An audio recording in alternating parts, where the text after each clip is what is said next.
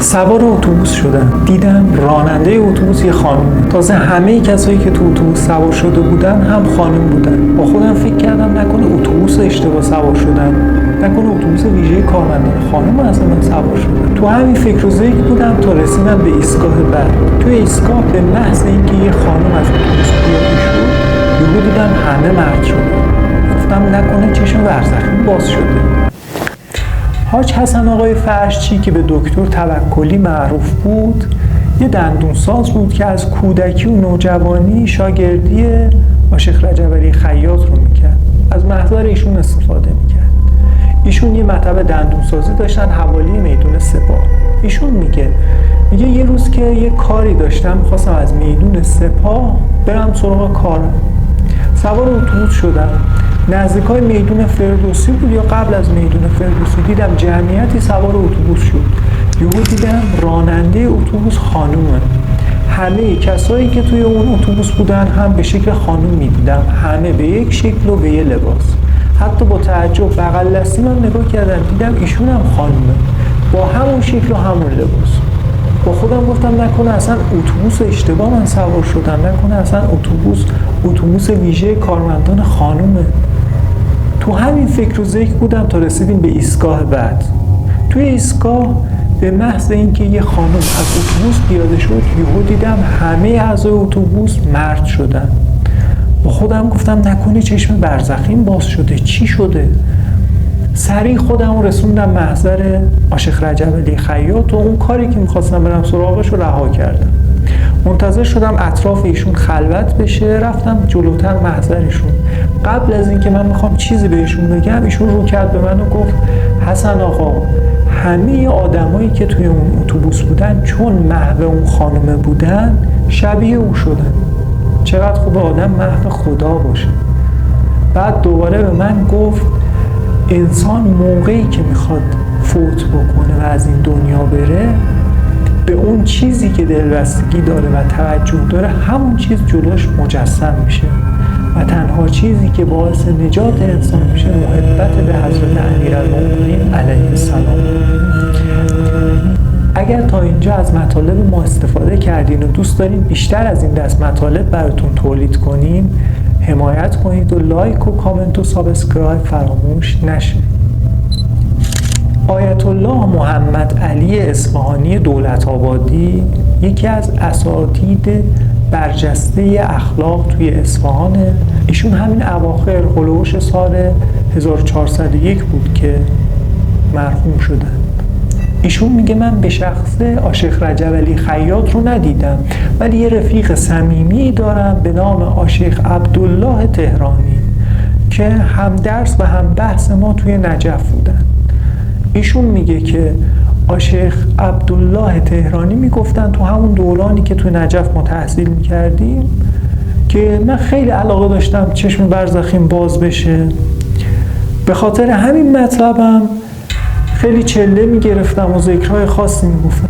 توی یکی از این چله ها تو روزهای آخر حضرت امیرالمومنین رو من به خواب دیدم. ایشون به من گفتن که این مطلب به صلاح شما نیست و آخر عاقبت خوبی رو برای شما نداره، اما با این حال ما شناخت باطن هندونه رو به شما میدیم. بعد میگه از خواب پریدم، با حالت عصبانیت با خودم گفتم آخه شناخت باطن هندونه رو من میخوام چیکار؟ ولی از اون روز به بعد هر وقت من به بازار میرفتم هندونه ای رو میدیدم، میتونستم باطنش رو تشخیص بدم، ببینم این هندونه شیرینه، سفیده، کاله و خصوصیاتش رو بدونم بدون اینکه هندونه رو باز کنم.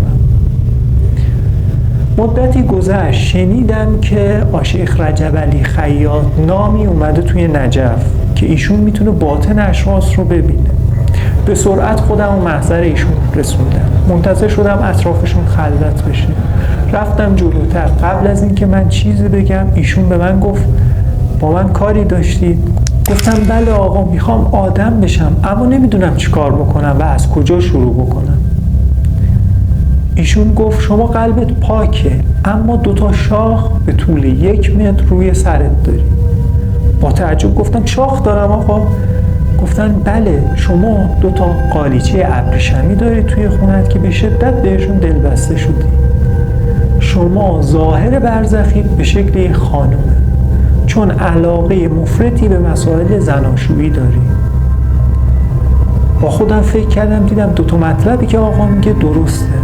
از آقا راه درمان خواستم. ایشون گفت ذکری رو به شما میدم، این دستورالعمل و ذکر رو رعایت کن، ایشالله که برطرف میشه.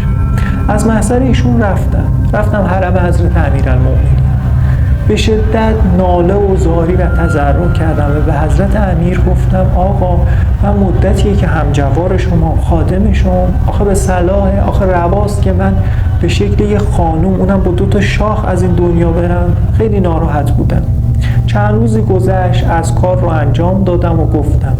دوباره رفتم محضر عاشق رجب علی خیاط و جویای احوال خودم شدم. ایشون گفت چهرت اندکی عوض شده، اما هنوز نیمه مردی. شاخاتم کمی کوتاه شده، اما سعی کن دلبستگی هات رو به اون 2 قالیچه از بین ببری و سعی کن به خانومت بیشتر محبت کنی و علاقمند به ایشون باشی و صرفاً به خاطر مسائل دنیوی و نفسانی خودت به خانومت نگاه نکنی. ایشون میگه چند روزی از این مطلب گذشت و من سعی کردم رعایت کنم، اما یه روز خیلی گرفته بودم. با خودم گفتم بذار این 2 شاخ رو از ریشه بخشکونم و بسوزونم. با خودم تصمیم گرفتم و 2 قالیچه رو زدم زیر بغل. رفتم به سمت بازار، گفتم این 2 قالیچه رو میفروشم و خرج فقرا میکنم تا بلکه این 2 شاخ من از ریشه سوزونده بشه. داشتم میرفتم سمت بازار، حوالی حرم بود. به صورت اتفاقی عاشق رجب علی خیاط رو دوباره دیدم. بعد از سلام و احوال پرسی ایشون به من گفت کجا میری آقا؟ گفتم کاری دارم آقا. ایشون فرمودند که این 2 قالیچه رو نفروش، چون این 2 قالیچه مایه آبروی خانوادته. برو پهنش کن توی خونت. به جاش دلبستگی هات رو نسبت به این 2 قالیچه کم کن. بعد از اون روز من سعی کردم دلبستگی هام رو نسبت به قالیچه کم رنگ کنم. طوری شده بود که حتی اگه میگفتن 2 قالیچه رو جلوت آتیش هم میزنیم، من عین خیالم نبود. و سعی کردم دیدگاه هم و علاقم رو نسبت به همسرم عوض کنم. بعد از اون روز کم کم احوالات من تغییر کرد و به حمدالله رفع و رجوع شد.